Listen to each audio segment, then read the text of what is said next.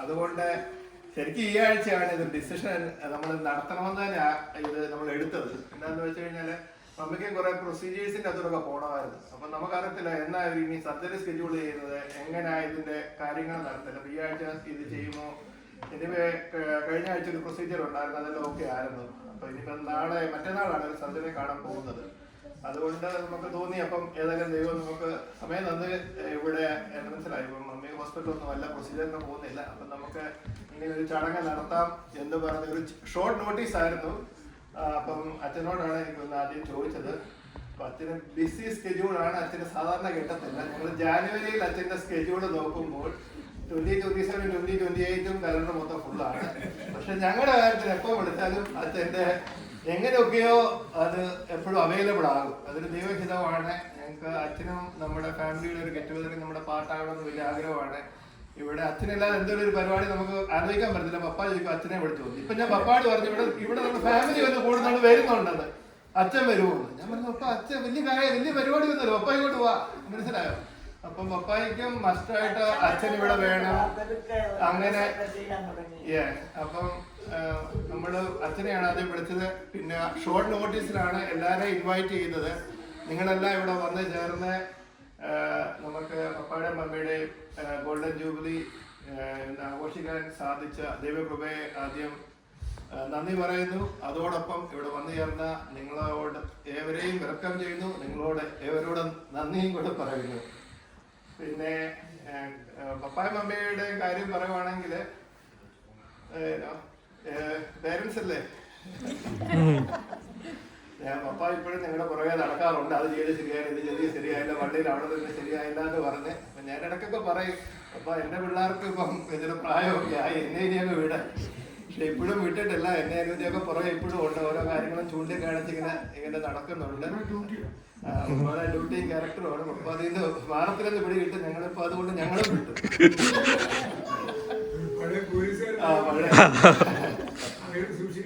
പിന്നെ മമ്മിയാണ് പണ്ട് തൊട്ടേ, പപ്പ നാഗലാൻഡായിരുന്നപ്പോ ഞങ്ങളെ എല്ലാം ടേക്ക് കെയർ ചെയ്യുന്നത്. ഞങ്ങളുടെ കല്ലുങ്കല വീട്ടിൽ അമ്മച്ചി ഉണ്ടായിരുന്നു. ഇതുകൊണ്ട് കുഞ്ഞോച്ചാ പറഞ്ഞുകൊണ്ട് ആന്റി, ഞങ്ങളുടെ കസിൻസ് എല്ലാവരും ഉണ്ട്.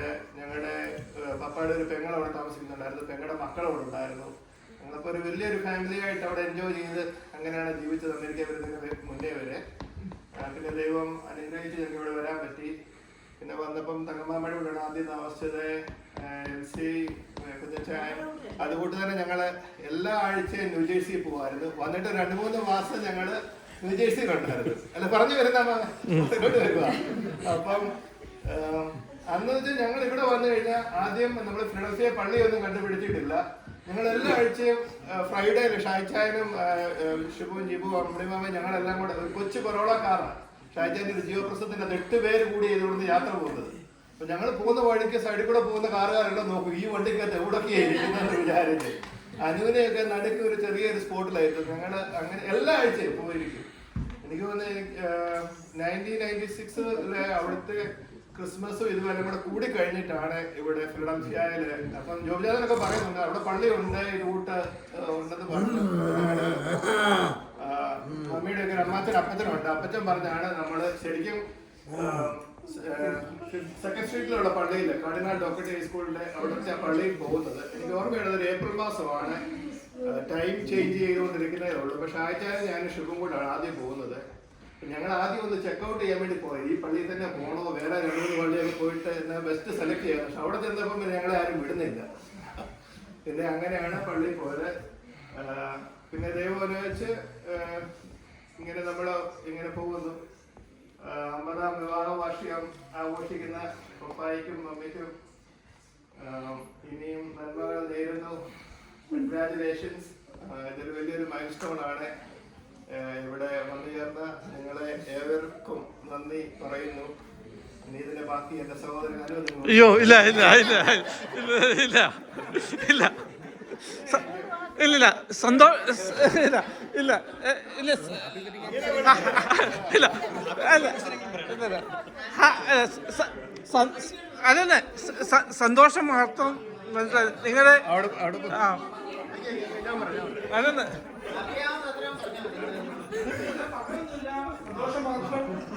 ആ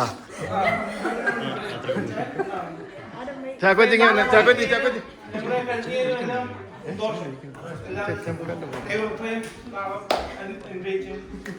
വളരെ നന്ദി നമസ്കാരം നന്ദി. Thank you. അപ്പൊ നമുക്ക് അടുത്തത് നമ്മുടെ കേക്ക് കട്ട് ചെയ്യുവാണ്.